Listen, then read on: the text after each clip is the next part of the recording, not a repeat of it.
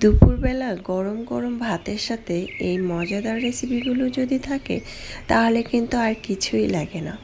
প্রথমে দেখতেই পাচ্ছেন আমি কিন্তু এখানে আলু কুচি করে নিয়েছি আর নিয়েছি হচ্ছে মূলা, পেঁয়াজকলি। আমি মূলাটা অল্প নিয়েছি, আলুও অল্প নিয়েছি।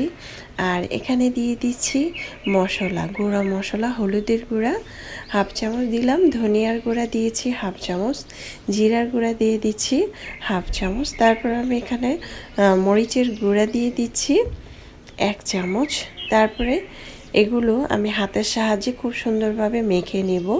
পেঁয়াজ কুচি দিয়ে দিলাম প্রায় 2টির মতো, টমেটো কুচি দিয়ে দিলাম 1টি বড় সাইজের টমেটো, কাঁচামরিচ কুচি দিয়ে দিলাম।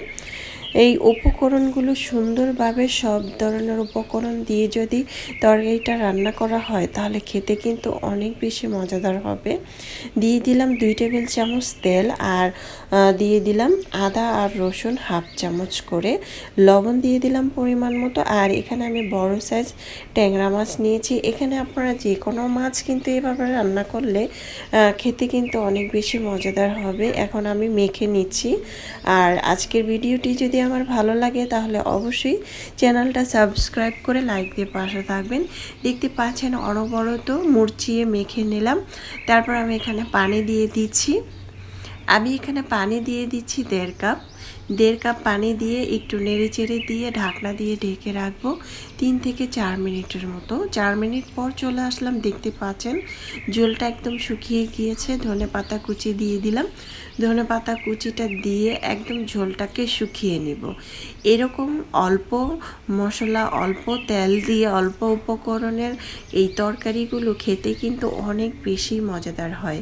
আর এই পর্যায়ে আমি চুলার আঁচটা বন্ধ করে দিব। একদম ঝোলটা শুকনো শুকনো হয়ে যাবে। এই তো দেখতে পাচ্ছেন ঝোলটা কিন্তু একেবারেই শুকিয়ে গিয়েছে। এই মজাদার চচ্চড়িটা দিয়ে যদি গরম ভাতের সাথে খেতে পারেন তাহলে কিন্তু আর কিছুই লাগে না, সেদিন একটু ভাত বেশিই লাগবে। এতটাই মজাদার হয়েছিল। আমি রান্না করেছি, আমি খেয়েছি, আমার কাছে এতটাই ইয়ামি লাগছে আর আমার বাসার সবাই অনেক বেশি পছন্দ করেছে। চাইলে কিন্তু আপনারাও কিন্তু এটা ট্রাই করে খেয়ে দেখতে পারেন। অবশ্যই কমেন্টসে জানাবেন আজকের তরকারিটা কেমন হয়েছে। আশা করছি রেসিপিটি ভালো লেগেছে। ভালো লাগলে অবশ্যই চ্যানেলটা সাবস্ক্রাইব করে লাইক দিয়ে পাশে থাকবেন। যারা নতুন রাঁধুনি তারা অবশ্যই প্রথম থেকে দেখে ট্রাই করবেন। আল্লাহ হাফেজ।